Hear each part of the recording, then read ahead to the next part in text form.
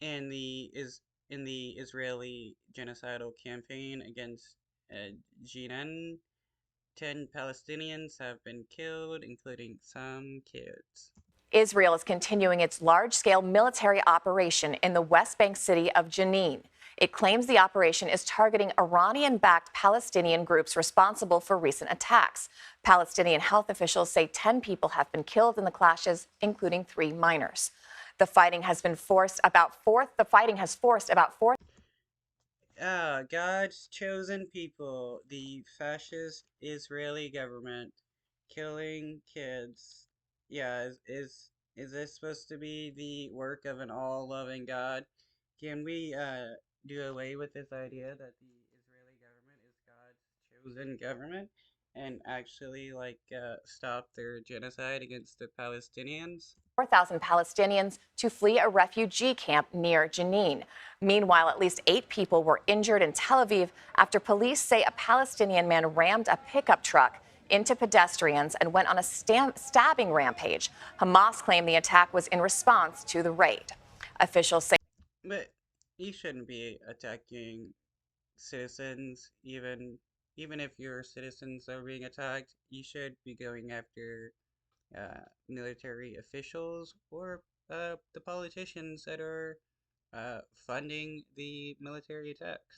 Say an armed civilian shot and killed the attacker. BBC News correspondent Yolande Nell is there following the latest from Jenin and joins us now. First of all, I have to say I've been following your reports on the BBC all week. You've been doing really excellent work, and you know the area really well. So if you can explain to people who may not be familiar what the current situation is on the ground right now, and why this town, why this area is the target of this Israeli military operation. Well, I'm here in Jenin city centre. It's in the north of the occupied West Bank. What you can see at the moment is some smoke billowing behind me. That's because Palestinian protesters have been setting tyres on fire. They've been throwing stones below us. There are now quite big crowds out on the streets. Well, it's funny how when the Palestinians fight back, they throw stones at the military, and when the Israeli military fights back, they murder a bunch of citizens. Kinda wild. After it was very empty and eerily quiet in Jenin through the day. And when they see an Israeli military vehicle going past, they hurl stones at it. And there has been really sort of loud bursts of gunfire, sometimes thuds of explosions that we have heard coming right here into the city centre. But the main... We also can't forget that the Israeli government is really big on killing journalists, even from other nations, in order to be able to hide their atrocities that they commit against the Palestinians. This is not a government that is democratic. This is a fascist government. Main target for the Israeli military is actually Jenin refugee camp, which is very close to us. That's now a closed military zone, so we've not been able to get right into the camp. But that is where the Israeli military says it's targeting, in particular, a group known as the Jenin Brigades. It's made up of different Palestinian militant groups, and they say it had become a safe haven for terrorists who had carried out attacks against Israelis.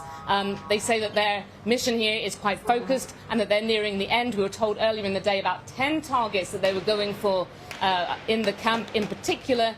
Now we've had the Israeli Prime Minister coming quite close to Jenin, to an Israeli military base in the past hour, and he has said that this is close now to being over, this big operation, the biggest that the Israeli military has carried out in the West Bank in years, and he said that basically they will not allow Jenin to go back to being a nest for terrorism, in the words of some of the officials that we've heard.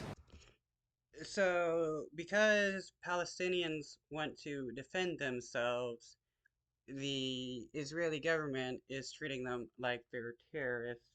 Again, this isn't the behavior of a democratic nation. This is the behavior of a fascist government. Yolanda, what prompted this operation? Why take this action now? And this really goes back over the past year, because the Israeli military has been carrying out intense counter-terrorism operations in the West Bank over the past year really started off in response to a series of deadly attacks on Israelis. But then really we've had near nightly raids, particularly this year, since the new Israeli government came into being. It's the most right-wing government there's been in Israel's history. There was a big call from...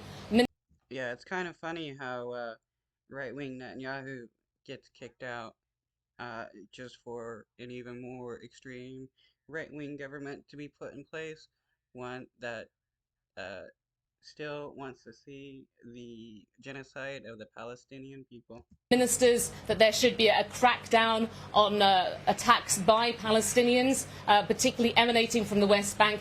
Jenin itself, the Israeli military say, has seen many attacks carried out by people from here against Israelis. They said it was responsible for about 50 shooting attacks against Israelis in the past 9 months, people coming from this area. And they said also that what happened... Though, how many attacks has the Israeli government committed against the Palestinian people in the last 9 months? How many innocent Palestinian people have been murdered by them? A lot more. A ton more innocent Palestinians have died by the Israeli government. Is that when Palestinians from other areas had carried out attacks, they'd sometimes come to the Jenin refugee camp and hid there. So their initial target, which was unusually hit by a drone strike when this all started more than a day ago, well, they said that that was being used as a command centre by the Jenin brigades and a place for attackers from other places to shelter. What has the reaction been from... I mean, the behavior of the Israeli government is no different than the behavior of the Russian government. The Russian government considers the Ukrainian people fighting back to be terrorists, and the Israeli government considers the Palestinians fighting back to be terrorists when both are invading forces. From the international community, and are you hearing that where you are? Are you hearing how the international response is being viewed by people in Jenin?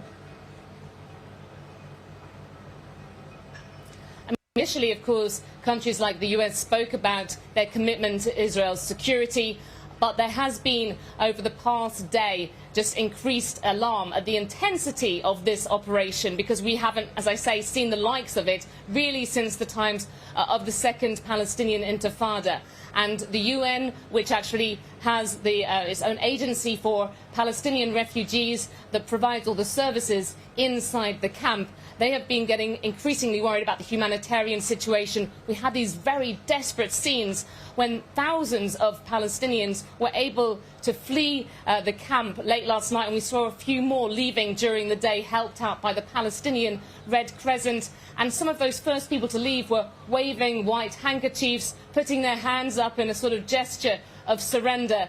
And they'd been forced to leave their homes, told us that it had been absolutely terrifying inside. The refugee camp is such a built-up place. You know, it's a decades-old refugee camp. It's an urban camp. Some 20,000 people live there. So when the Israeli military goes in with a big operation like this, it's very hard to stop civilians from being caught up in the crossfire.